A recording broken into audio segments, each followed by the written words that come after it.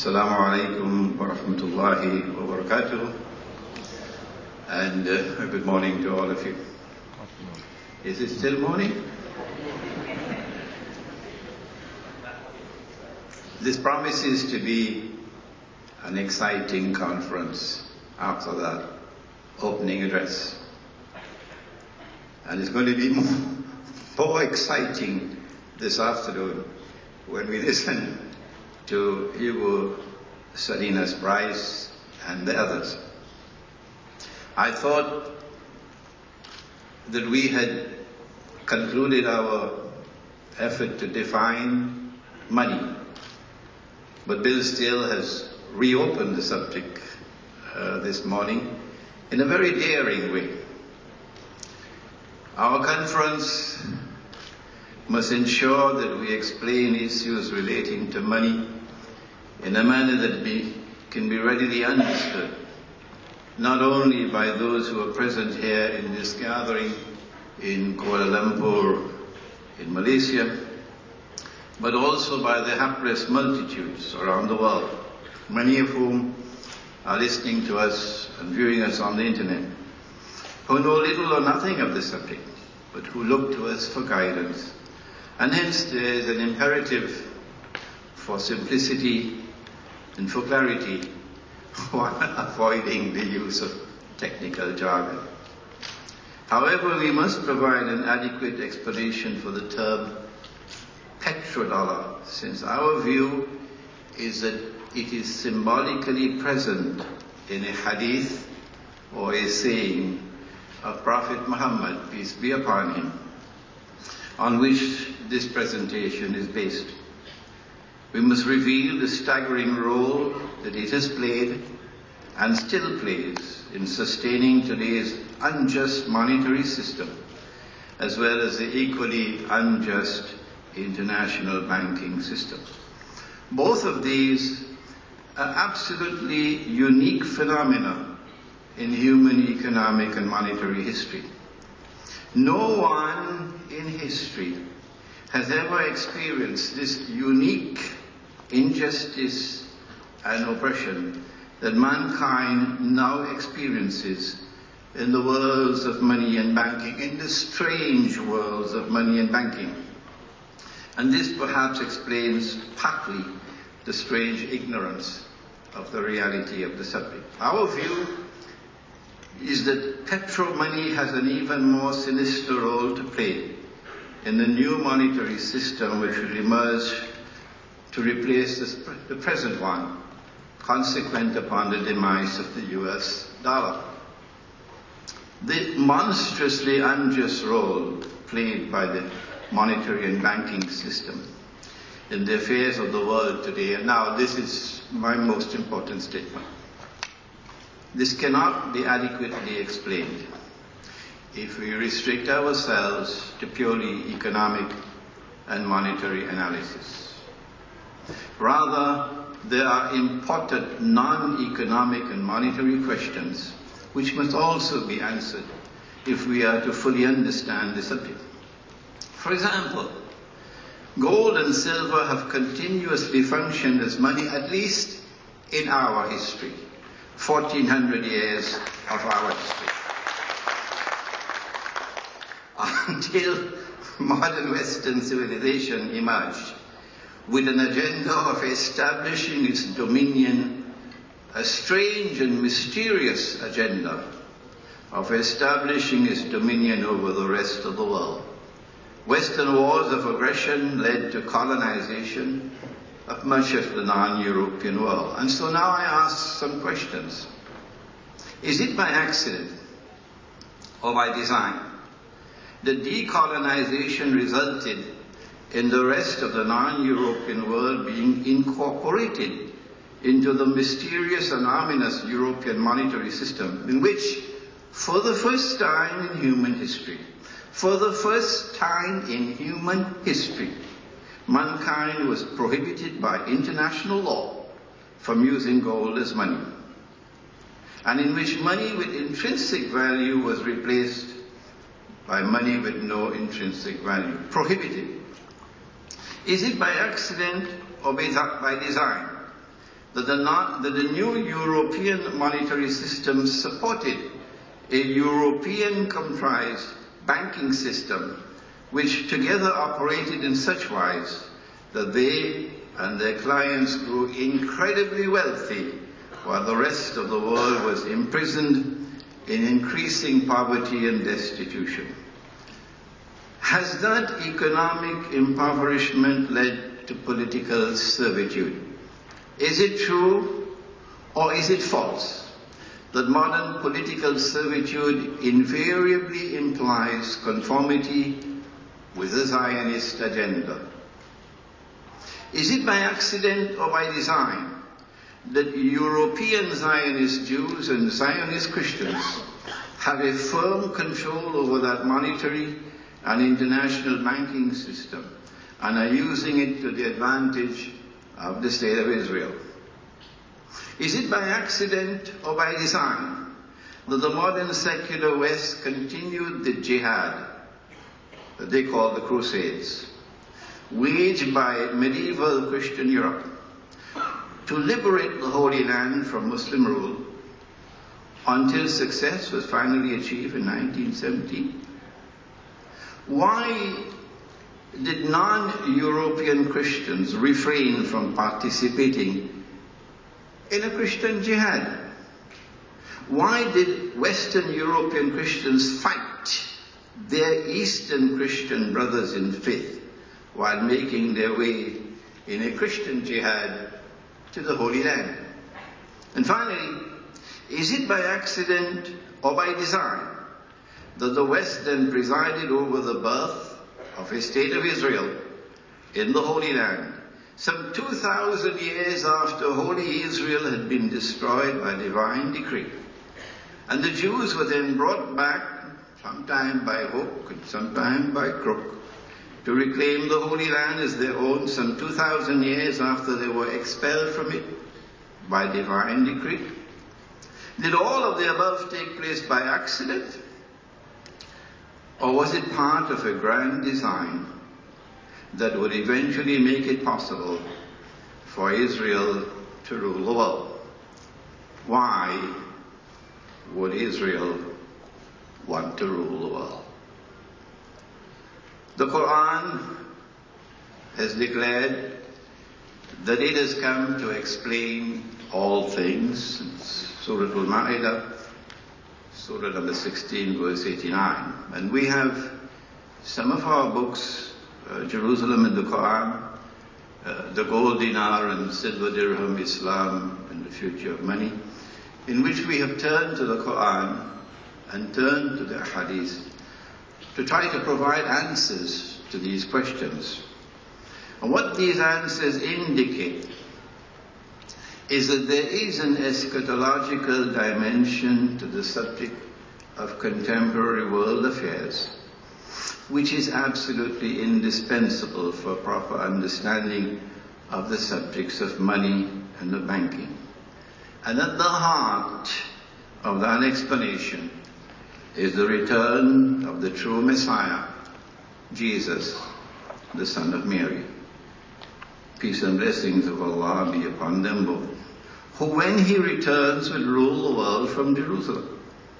And at the heart of that explanation is the advent of a false Messiah who will attempt, prior to the return of the true Messiah, to impersonate the true Messiah.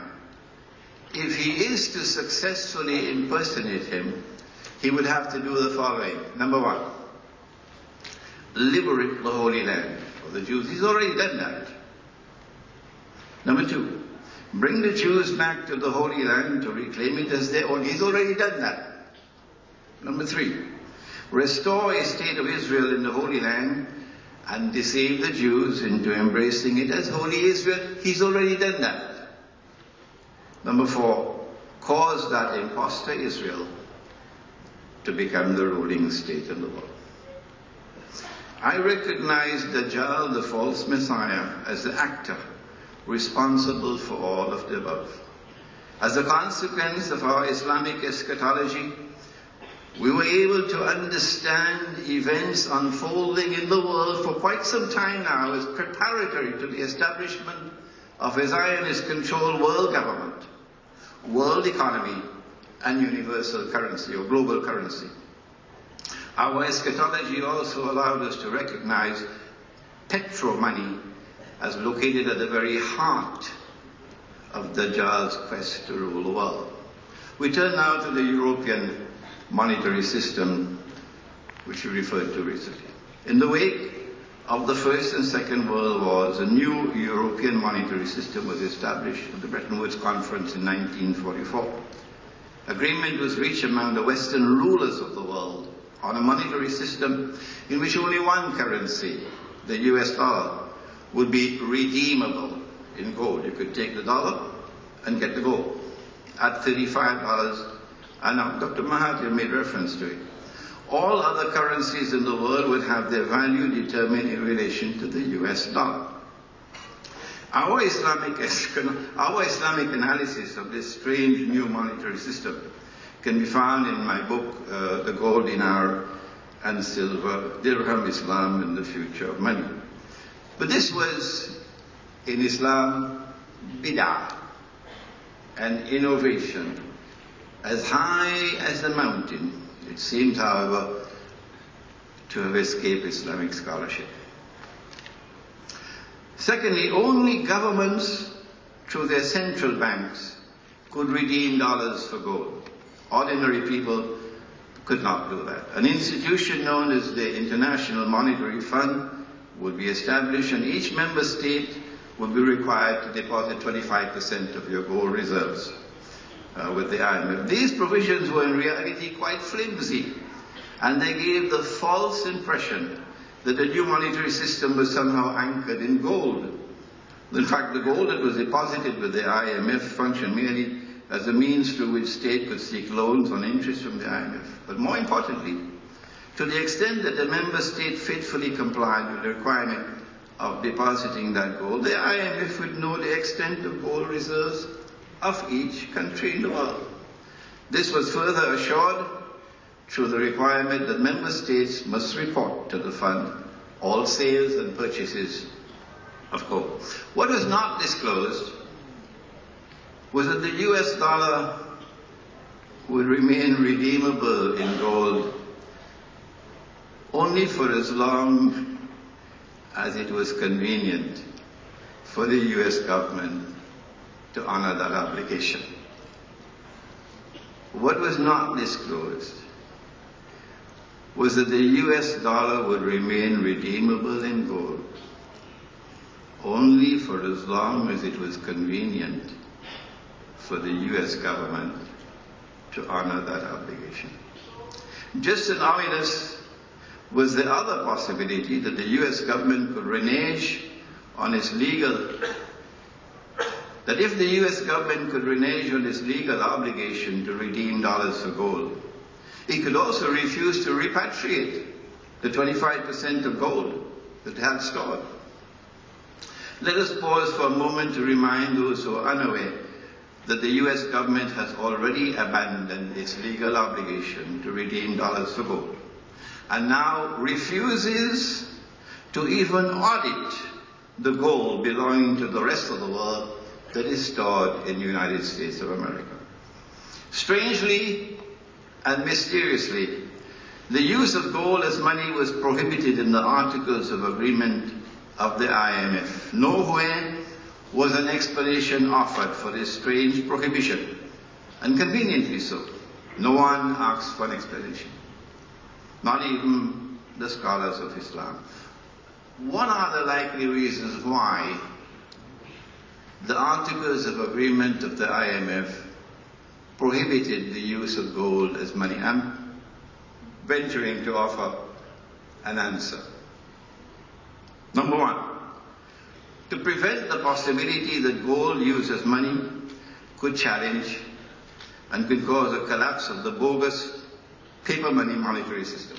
Number two, to ensure that gold belonging to the rest of the world but stored in the United States would remain undisturbed in US territory until the time arrives when the monetary system of paper money collapses.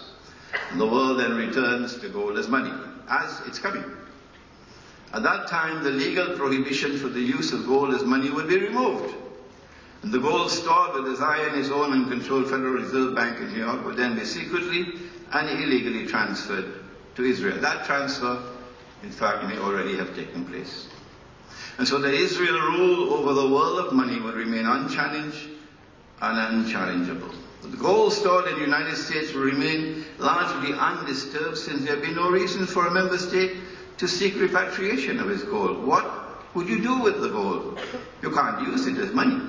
And number three, once the member states of the IMF had deposited 25% of their gold reserves with the IMF, and member states had begun to take IMF loans that were secured by that gold, it would then be possible to encourage them to store more and more of their gold reserves with the IMF. And if they held on to their gold, they could not use them in any way.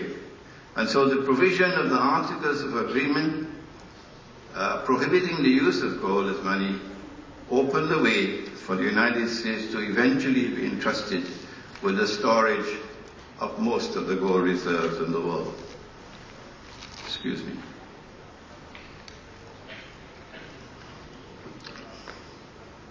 It is absolutely amazing that the world of Islamic scholarship never responded, since 1944, up to this day, to the IMF Articles of Agreement, to point out that Allah Most High made the use of gold and silver and commodities of food consumption as money. He made them halal. Gold and silver and articles of food consumption as money. He made it halal. And if you make haram what Allah made halal, if you make haram what Allah made halal, then according to the Quran, that is blasphemy. That's shirk. The one sin that Allah would not forgive. Allah had made the use of gold and silver and commodities of food consumption as money halal. I don't have the time to define money more than this in my presentation. And if you make haram what Allah made halal, that is shirk, according to the Quran, Surah At-Tawbah. And shirk is blasphemy. And the Quran says this is the one sin that Allah will not forgive. If we then use that money, which is substituted, what Allah had made halal, they made haram, and what they have substituted for the gold, or for the real money, we then use it, we also now join in the shirk. It is absolutely amazing that the world of Islamic scholarship failed to recognize that since money in the Quran and Sunnah was always money which had intrinsic value, the value of the money is in the money and created by Allah, not by George Soros. If Allah had given us money which is always money with intrinsic value, then it was an abandonment of the Quran and of the Sunnah to turn and accept money with no intrinsic value.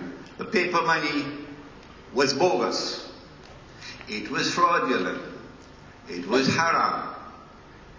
But kindly allow me to also say, Islamic banking doesn't appear to have understood that as yet. In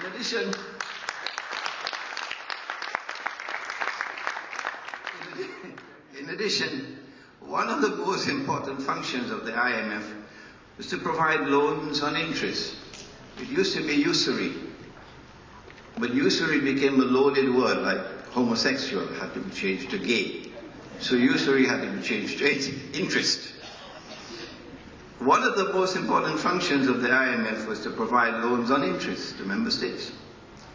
These loans, of course, will be provided from funds deposited with the IMF by such member contributors of the USA. and gold deposited with the US, with the IMF, could be used to secure such loans. But Allah Most High, in the Quran, in the Torah, in the Gospel, prohibited money being lent on interest. Money has no time value, not with the God who created us. He had prohibited money being lent on interest. And the IMF became the money lender with whom Allah and His Messenger were waging war, and with whom the Prophet ﷺ had issued a curse. He cursed all four: the one who took riba, the one who gave riba, the one who recorded the transaction, and the two witnesses. Despite all of the above, the strangely silent world of Islamic scholarship saw nothing and did nothing to warn Muslims and to prevent Muslim membership in the IMF. In fact, the only challenge to the new international monetary system that emerged in the first 25 years of its existence came from France. I wish I had the time to tell you what President Charles de Gaulle did, but the French challenge eventually led to the United States reneging on its obligation to redeem dollars for gold. And so Bretton Woods collapsed in August 1971. Would Islamic scholarship now take the opportunity, with the collapse of Bretton Woods, to articulate an Islamic conception of money and of a monetary system?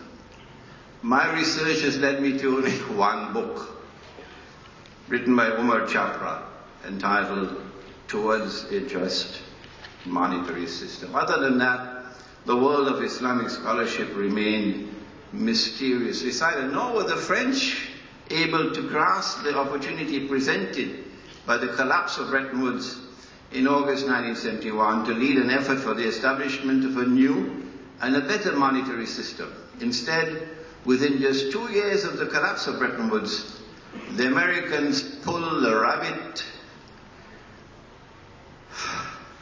Within 2 years of the collapse of Bretton Woods, the Americans pulled the rabbit out of the bag and stunned the world in the wake of the October 1973 Arab-Israeli war and the simultaneous Arab oil embargo on the United States, with the surreptitious establishment of a stunningly cunning petrodollar monetary system. What was that system? Before we turn to it, let us quote the hadith of Prophet Muhammad ﷺ, on which this paper is based. The Prophet said, Allah's blessings be upon him, that among the signs of the last day is that the river Euphrates would uncover a mountain of gold. He said the people would fight for that gold, and 99 out of every 100 would be killed. But each one of them would expect to be the one in 100 who would survive. He went on to warn that whoever is present at that time should not take of that gold. Sahih Bukhari. The river Euphrates did uncover a mountain of gold less than 100 years ago. It was black gold, namely oil. And there have been constant wars, one after the other since that time, for control over that black gold. We'll explain in a moment how the petrodollar came into being when an ocean of oil commenced functioning as a mountain of gold in a new petrodollar monetary system. However, the world still has to experience such wars over which 99 out of every 100 would be killed, meaning wars with such weapons of mass destruction, which would cause such colossal deaths. It is unclear whether those wars over the mountain of gold would culminate in the Malhama, or the Great War prophesied by the Prophet. Such a great war would substantially reduce the human population in the world, and then tiny Israel would have far less difficulty in ruling the world. Our view is that we were prohibited from taking any of that mountain of gold, because that monetary system in which oil will now be used as gold would function as an instrument for the enslavement of mankind. To the extent that we used it, we would eventually be enslaved. And now the road to the pétro-dollar. There's evidence which strongly suggests that the Arab-Israeli War of 1973 was stage managed. It led to the Arab-Israeli War and the oil boycott of the United States. It led to the spectacular rise in the price of oil from $3 a barrel to $12 a barrel, 400% rise in the price of oil. The spectacular rise in the price of oil not only benefited the American and British-owned oil companies, but also, more importantly, the largely Arab oil-producing countries.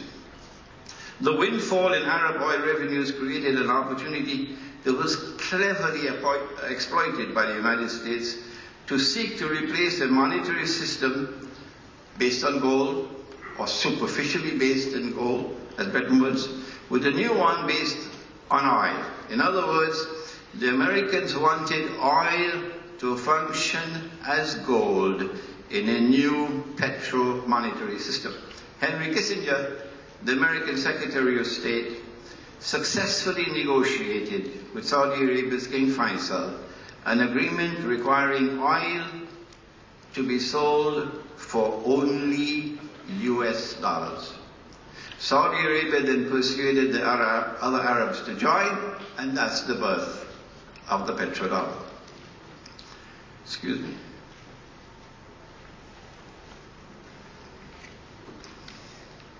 The Saudi king is unlikely to have realized that he had signed into the creation of an evil monetary system that was prophesied by his own prophet. As a result of that agreement, oil now functioned as gold on behalf of the US dollar. The agreement was manifestly haram. Prophet Muhammad ﷺ insisted on the preservation of a free and fair market. Any agreement requiring oil to be sold for only requiring oil to be sold for only US dollars constituted a violation of the free market. And since the US dollar could no longer be redeemed for gold, it was also a violation of the fair market. The United States no longer had to bother about the relationship between gold reserves and the quantity of US dollars in circulation. No. The price of gold could rise to infinity without posing any real threat to the US dollar. In other words, an opportunity was created for the Federal Reserve to create as much money as it wanted, with the sky as the limit, and to then feed that money into the banking system.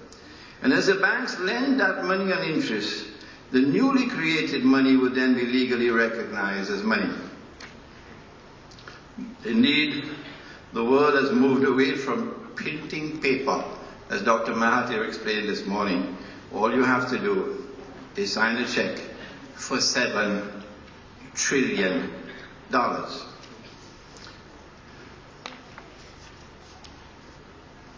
Kissinger also got agreement that windfall profits that would now come to the Arab oil producing states from the ever rising price of oil consequent upon the ever falling value of the dollar would be invested in Western banks in what common people recognize as fixed deposits. They would invest in their petrodollars in US Treasury bonds, for example. And so petrodollars would transform them into moneylenders on interest. I suspect that the quid pro quo for this agreement was a secret defense treaty in which the United States guaranteed the security of the state of Saudi Arabia. We are now located at that moment in the historic process, when from our eschatological perspective, Dajjal is about to transit to the third and final stage of his mission. And you read Jerusalem in the Quran, you'll understand what I'm talking about here. In the first stage of his mission, about which the Prophet ﷺ had spoken, the world experienced the emergence of Pax Britannica, with the sterling pound emerging as an international currency. That didn't happen by accident. In stage 2, Pax Americana replaced Pax Britannica, and the US dollar replaced the sterling pound as the international currency. This is not by accident. And our view, expressed in Jerusalem in the Quran, which was published in 2002, is that Pax Judaica will replace Pax America, and a new international currency will replace the US dollar. We do not know whether that new international currency will be the Israeli shekel or the Bangkok, or whether the Zionist bankers will coin a new name for electronic money. Whatever be the name of that new international currency or global money that would succeed the US dollar, it should be clear that it will be based on the same petro-money foundation as the petrodollar. This would not be possible without an alliance between Israel and the Arab oil-producing states, Saudi Arabia in particular. So we are now able to understand more clearly why Prophet Muhammad, Allah's blessings be upon him, made that ominous declaration concerning Najd.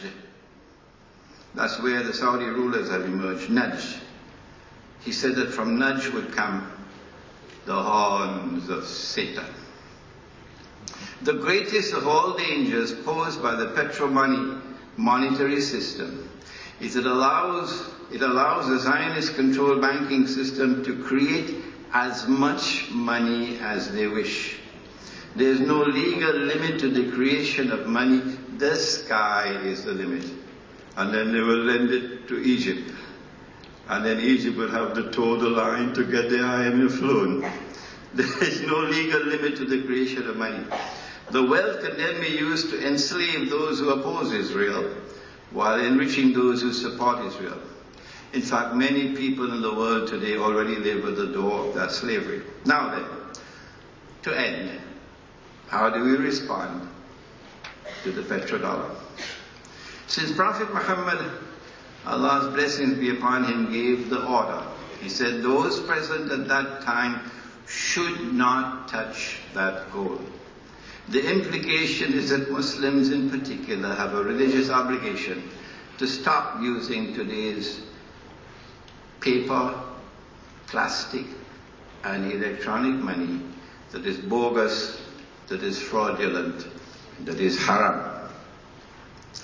We have counseled a strategy of defiance of the legal prohibition of the use of gold as money. However, in view of the possibility of state violence in response to gold being used as money, since the IMF prohibits the use of gold as money, including gold coins being seized by the state, and since there is no legal prohibition of the use of silver as money, Hugo Salinas' price must be smiling now. Since there is no legal prohibition of the use of silver as money, Muslims should now lead the rest of the world, or join with the rest of the world, rather, in creating markets in which silver dirhams will be used as a medium of exchange. Whether it's the actual coin or an electronic coin can be debated later. The point is returning to real money. It is unrealistic to assume that there is any possibility of getting petrol money out of circulation in the world of Islam. Hardly any government dares to defy the Zionists. And the ulama or religious scholars of Islam have so far refused to declare paper, plastic and electronic money now in use to be haram. Consequently, silver dirhams will circulate alongside petrol money. What problems are we likely to encounter when silver coins circulate alongside petrol money? I hope this conference will take up the problem. How should they be resolved? I hope this conference will take up that problem. No one, perhaps, has done more research on this subject, and I urge you to come out this afternoon. No one, perhaps, has done more research on this subject than our next speaker, Hugo Salinas Price of Mexico. Thank you.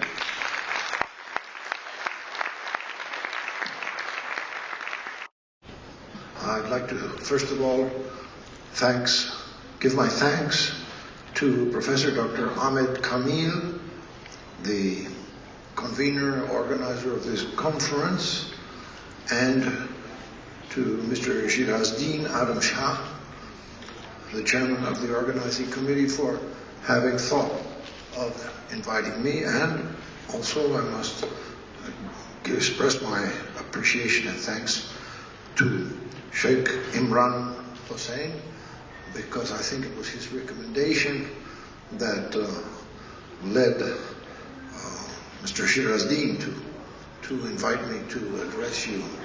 I'm very pleased to be here, and I'm admiring this country that is exhibiting such vitality. I can sense the vitality in this country, and I see the Malaysians have done an excellent job here of development.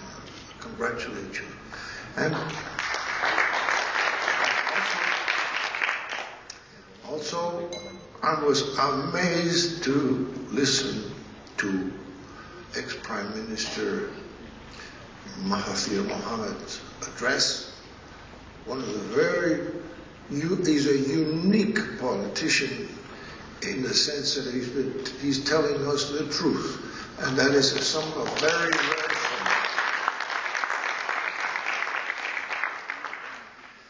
me. It was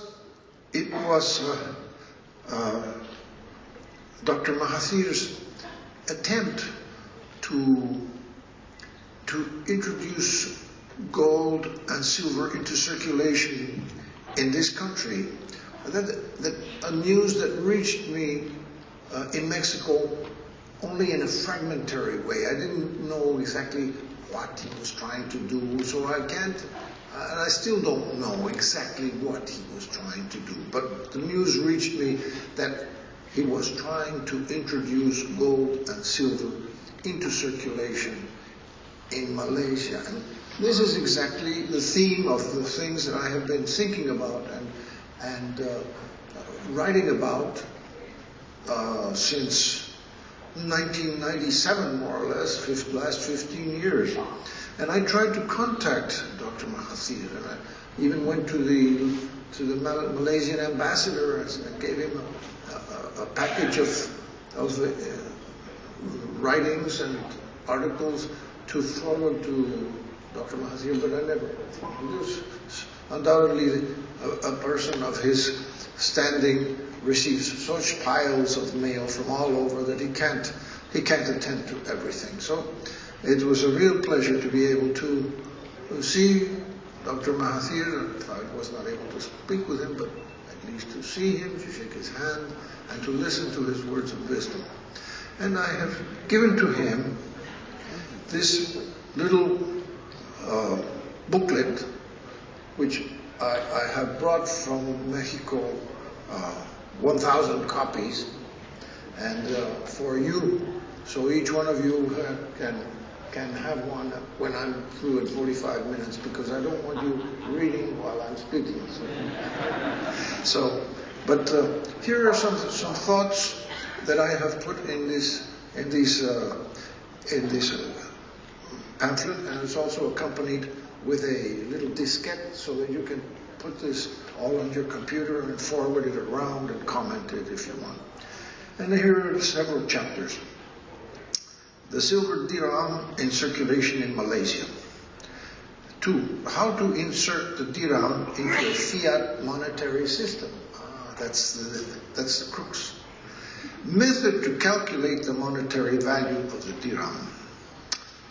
The silver dirham and the banking system. The supply of silver. Reasons for introducing the silver dirham.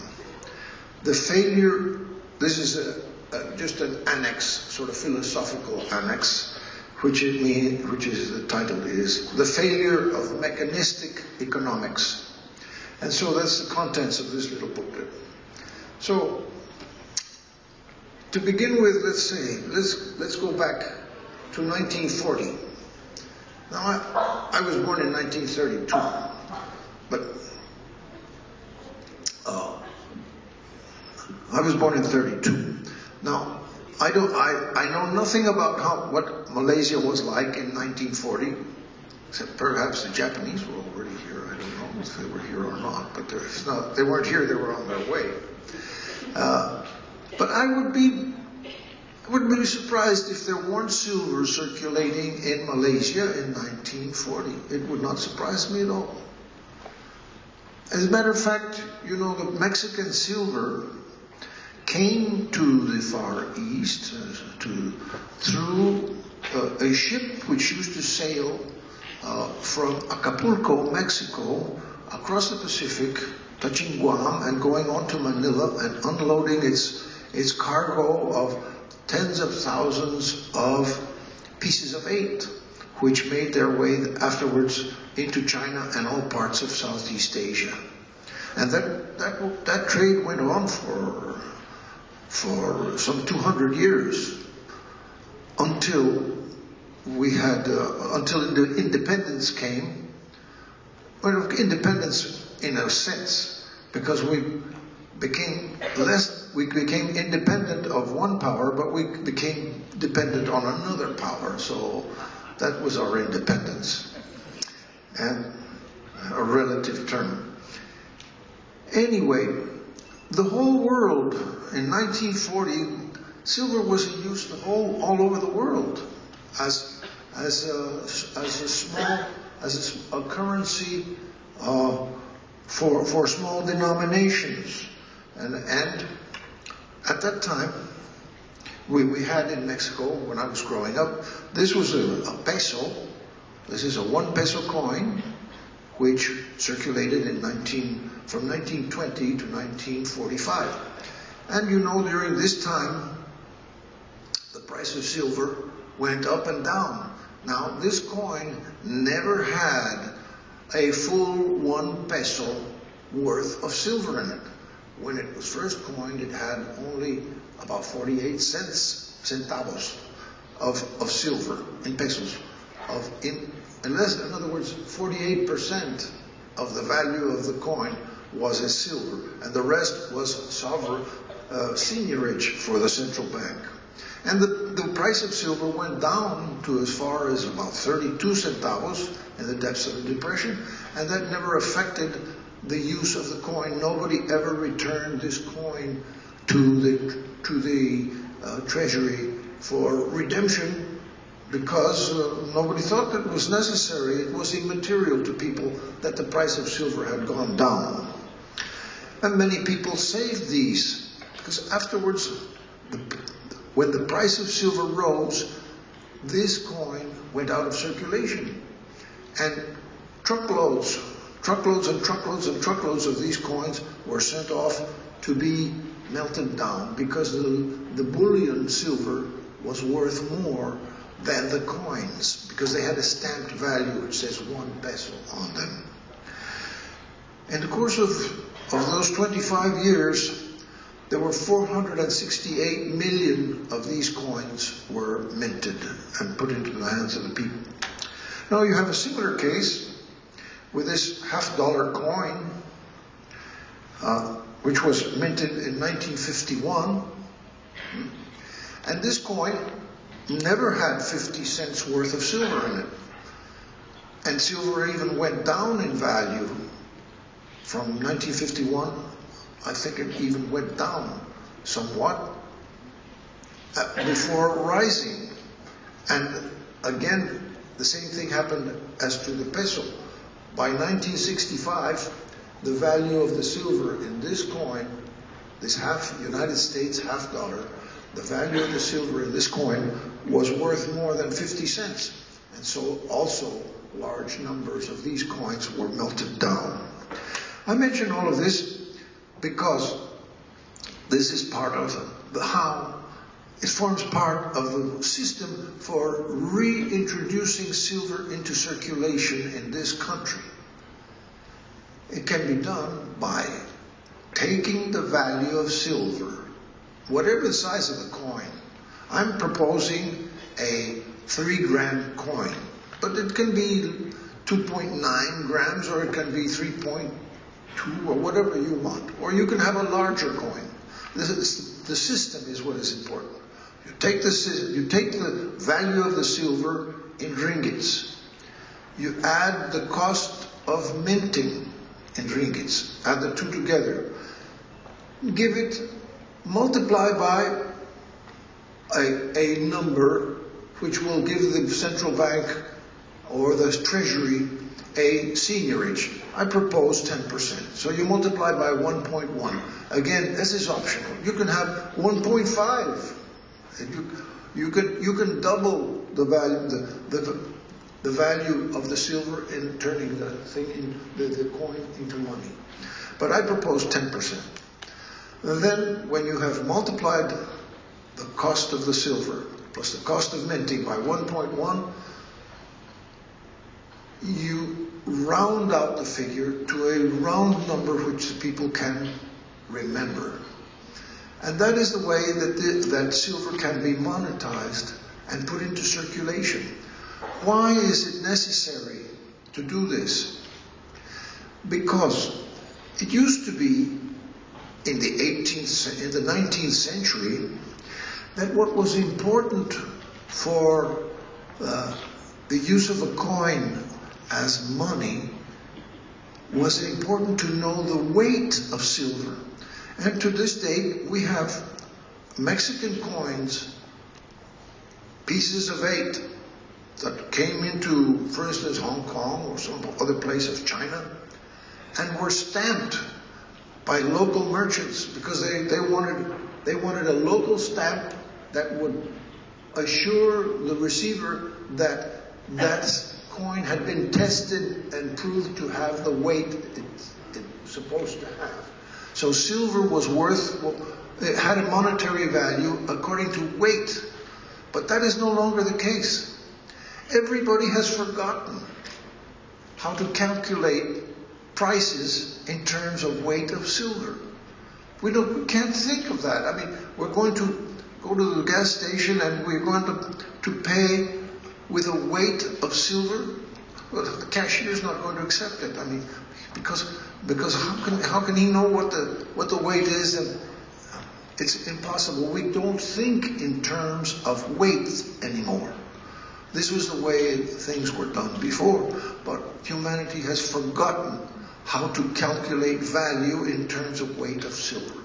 Besides, the value of silver is fluctuating, so we don't know how to use it if the value is fluctuating. We can save silver as a protection again for the future, but that is also speculation. I think it's a good speculation, but many people are afraid of speculating, especially poorer people. The poorer people don't want to run the risk of having their savings go down. Not even a little bit. It's cost them too much trouble to have a little bit of savings. So the speculation can increase as people have more money and can run the risk of a fall in the value. And so we find that people that already have money in a certain amount are the ones that are willing to buy the silver while it's still a commodity. The silver as a commodity changes into money when you follow the process that I am outlining. 1, you take the silver.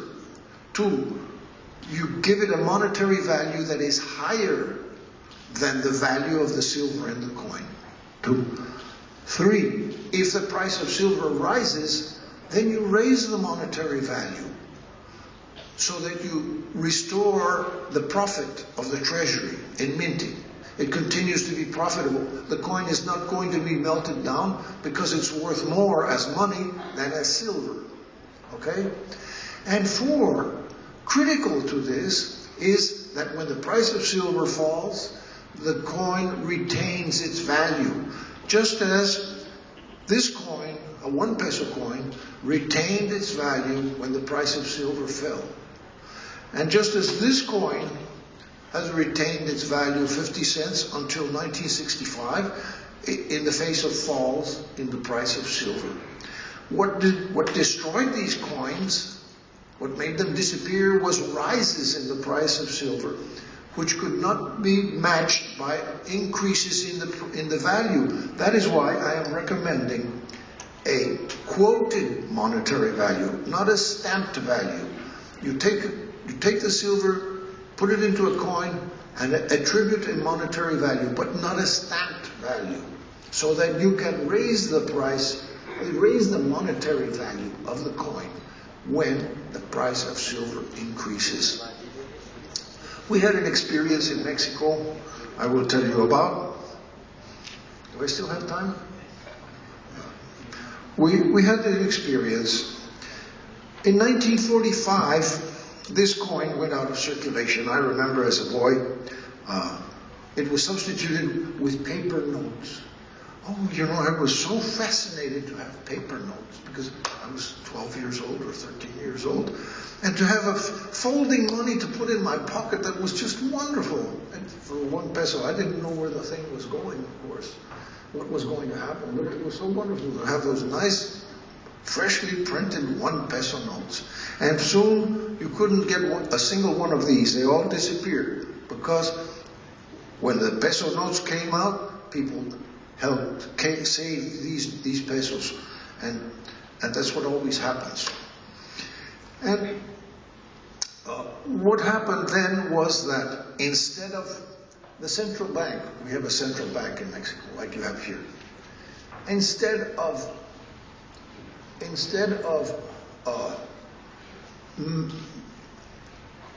being able to raise the monetary value of this coin, which they couldn't do because it says 1 peso, well, they had to go out of the circulation. And they minted a new coin with less silver.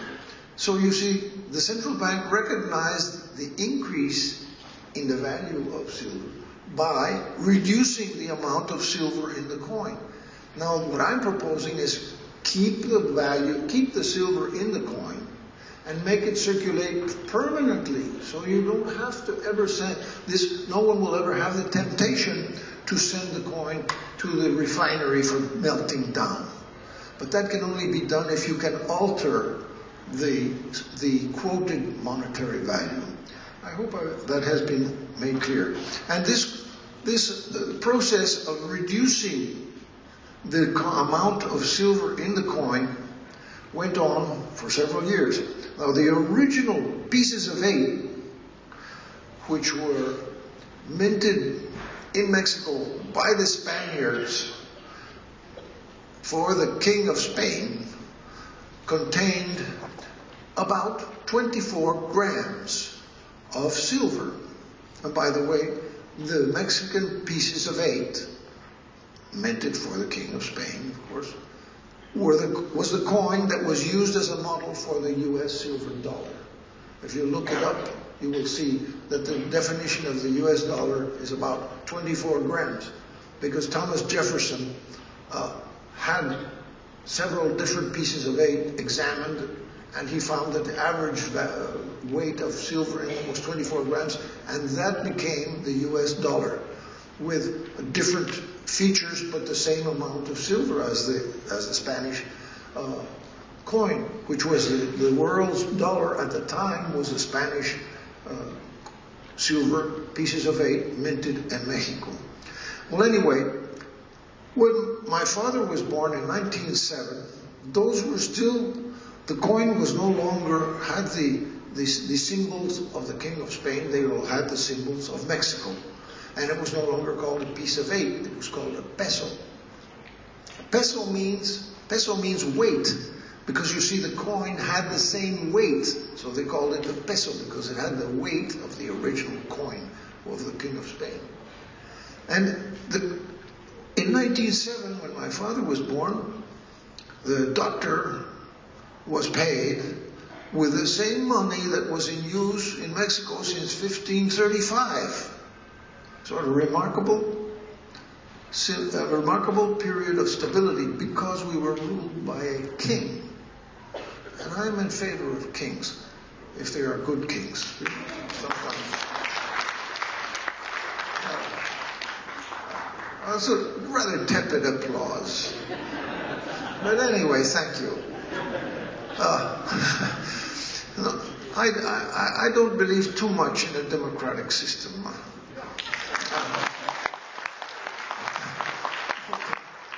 But don't accuse me of being a fascist. No, don't accuse me of that. No. I've even forgotten what I was going to say.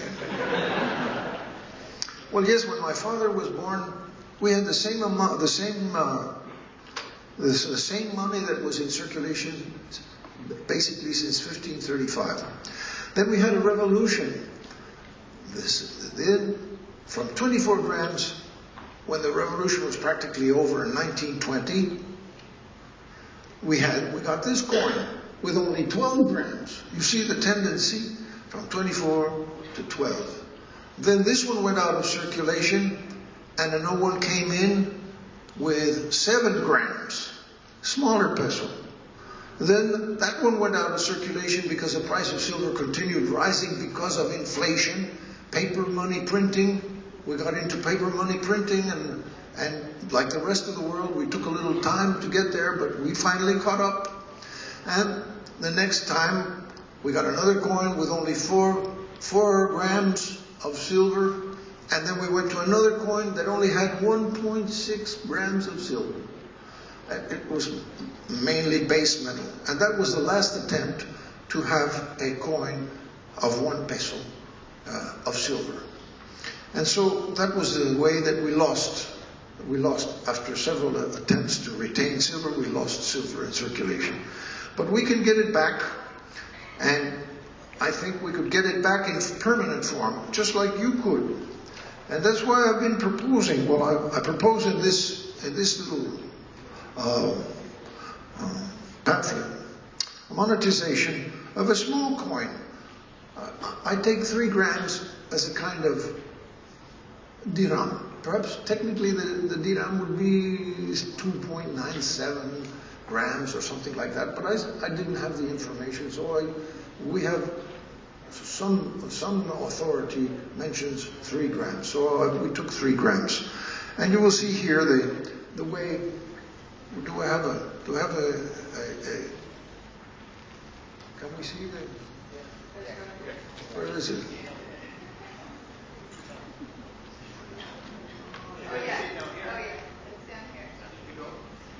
More. I want the graph. That one. Well, this graph is a little complicated for you to understand, but if you look at it with care here, it shows you that you establish an initial value, that's the top line, and if the price of silver in ringgits does not change, it continues. If the price of silver goes up, it increases the monetary value. If the price of silver then falls, it retains the last value. That's the essence of this graph. Also, I should mention that in the legislation that we've presented in Mexico, we have a provision that in the case there is a speculative bubble in the price of silver, the central bank should exercise discretion and refrain from following the boom upward. And I think, I haven't mentioned this before, but I'll mention it now, that there is such a thing as a 200-day moving average. And I think that if the price of silver were to exceed the 200-day moving average by, let us say, 20%, then it would be time for the central bank to say, wait a minute, we're not issuing a new quote until we see that the 200-day moving average falls back to a more reasonable distance from the price of silver. The price of silver and the 200-day moving average begin to to follow each other instead of following a trend which might lead to an excessive overvaluation. I think that would be a prudent thing to do, to avoid excessive overvaluation in case of a boom. And I wouldn't doubt that if any country in the world today were to announce that it's going to monetize silver, that would cause an enormous jump in the price of silver overnight, because everybody would realize that if one country starts doing this, everybody else is going to do it at the same time. Now, what are the reasons? How much time do I have? 20 minutes, good. I have several reasons. Reasons for introducing the silver dirham. The monetary history of the 20th century has been a history of increasing disorder and improvisation in the monetary affairs of the world. The disorder has come to a point where the world no longer uses real money in its transactions. It's bogus money, as Sheikh Imran has mentioned. Consequently, the mass of people in the world do not have a satisfactory and trustworthy means of creating personal savings. The silver coin converted into money would be an excellent medium for personal savings. Furthermore, we are witnessing the development of a worldwide problem, the inability of states to pay the pensions they promised to pay. It is therefore urgent for the population to exert itself to the utmost in providing personal savings for retirement, and saving the monetized silver coin would be the best means to do this. The monetized silver coin could not be devalued. There are several reasons, in my view, that make the monetization of silver an attractive and feasible measure for Malaysia. One, the religious reason.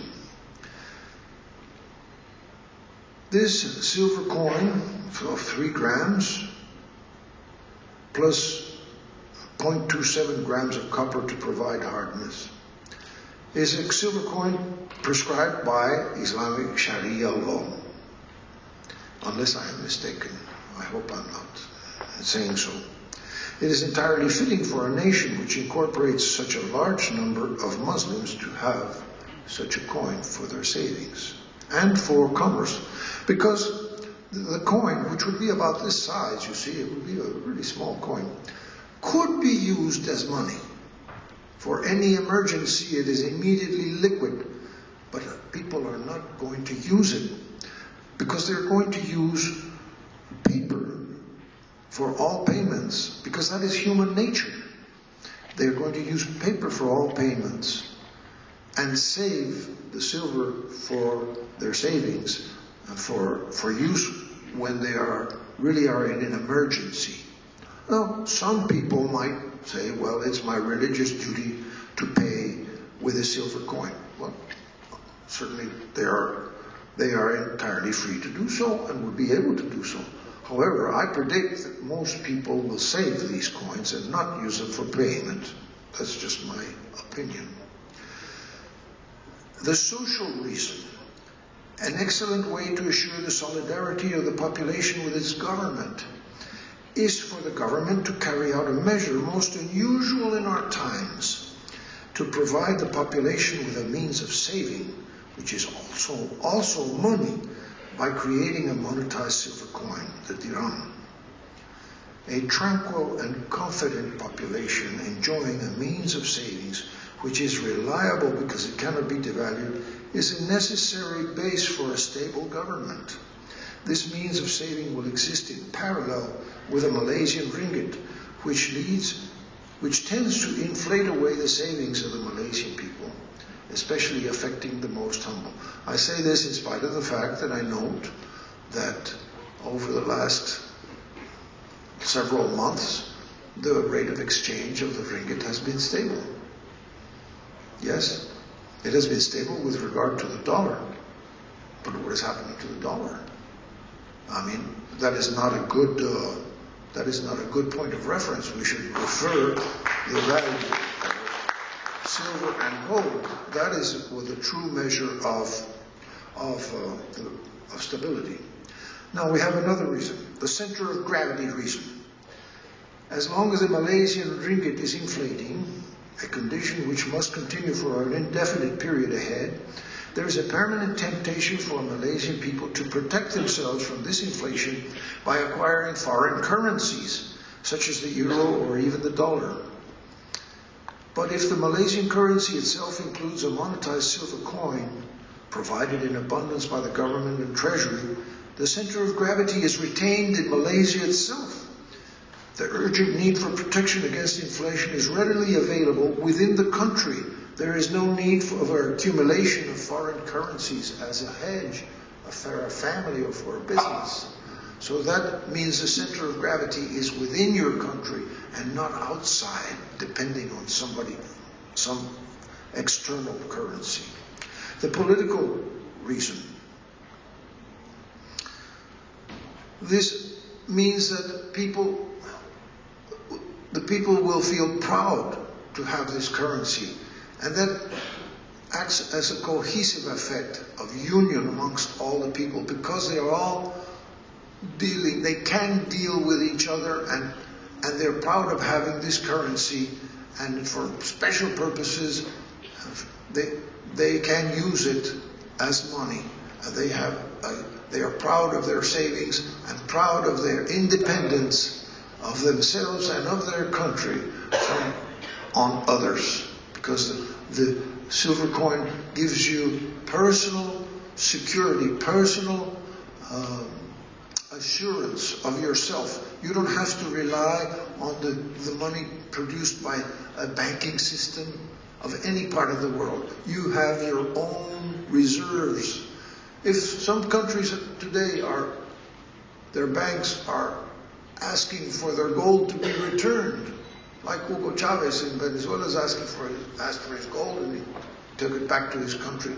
Why shouldn't individuals have their reserves? Only governments? Only central banks? What about individuals? We're the ones that exist, you know. A central bank has no existence.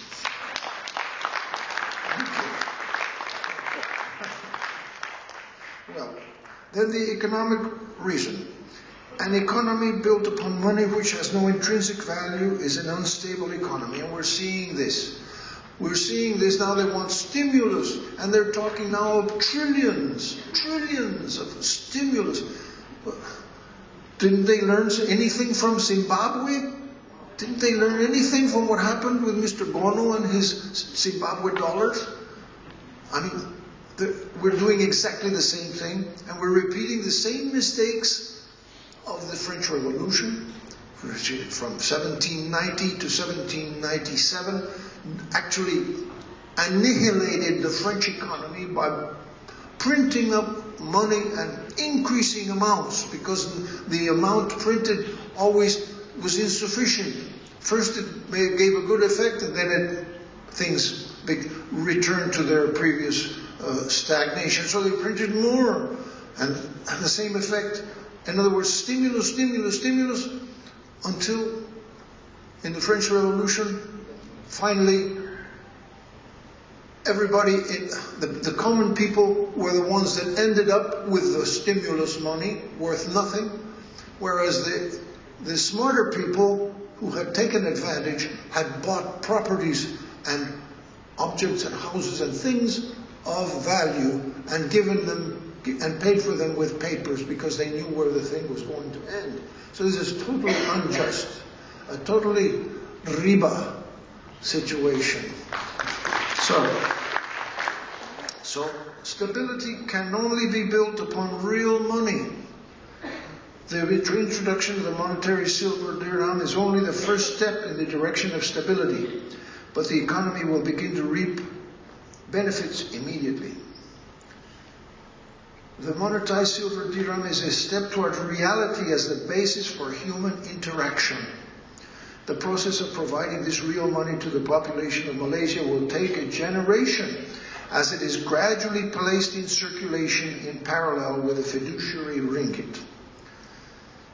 Now, it could also, let's see, what is my current, I want to mention that in Mexico, we have a bank that goes by the name of Banco Azteca, which has established custody accounts for silver, for one single type of coin, 1 ounce Libertad coin, Liberty coin, 1 ounce pure silver coin.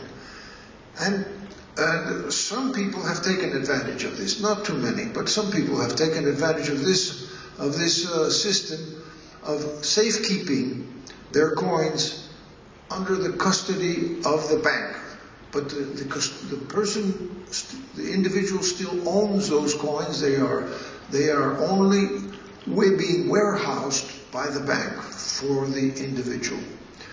Now, if the coin were monetized, those custody accounts would have a known monetary value and could provide an excellent collateral for loans which the owner might want to take out. Some are against this system, but others may not be against this system. I'm not going to issue an opinion as a foreigner, and I'm not an Islamic. I defer to Sheikh Imran. But there are people who would find it useful to be able to mobilize their silver coins and obtain ringgits for use in some business endeavor without having to sell their silver. They can still retain the property of the silver, but use it as collateral for loans in ringgit. And this would be a good thing for a banking system that is presently creating loans out of nothing. Because here, as more and more people have custody accounts, and more people are using them as collateral, that elevates the quality of the bank, because the bank is lending against deposits, previous deposits, not creating money out of thin air. It's using previous deposits as collateral. That is very healthy for the economy. That first comes savings, then comes credit. Today all we read in the Straits Times is more credit, more credit. Everybody wants more credit. This is wrong. We have to start in the world, the whole world. First, save. That was always the elementary lesson of parents to their children. You must learn to save. You must learn to save. But, of course, if we're going to have to save papers which are worth nothing after 4 or 5 years, well, how are you going to teach your children to save? This happened to my children. They saved their copper coins when they had some value, and then when they've grown up, they have a kilo of copper coins. What good was the savings? I mean, only the idea of saving. So, this is what I'm proposing. And do I have some time? 2 minutes. Well, I will say goodbye. I leave you with my little opus here. I hope you find it of interest, and write me if you find that the country has monetized the silver dirham. Send me a letter, please.